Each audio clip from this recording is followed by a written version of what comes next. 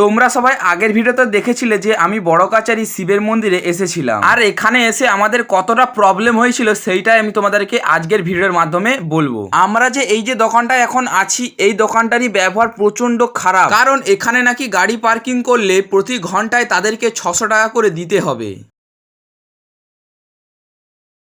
প্রথমে আমরাও এই কথাটা শুনে চমকে উঠেছিলাম এবং আরো নানান কারণে তাদের সাথে আমাদের অনেক ঝামেলা হয়েছিল। আর তোমরা যদি কখনো এই বড় কাচারির মন্দিরে আসো তাহলে ভুল করেও এই দোকানে যেও না।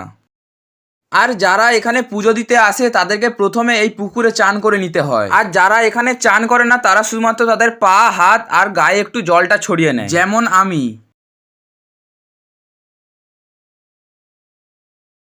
তারপর যখন মন্দিরের ভিতরে প্রবেশ করে দেখি এত লোকের ভিড়, আর আমি তো কখনো ভাবিনি যে এতটা ভিড় হবে। আজকের জন্য ভিডিওটা এই পর্যন্ত, আবারও নেক্সট ভিডিও দেখা হবে। টাটা।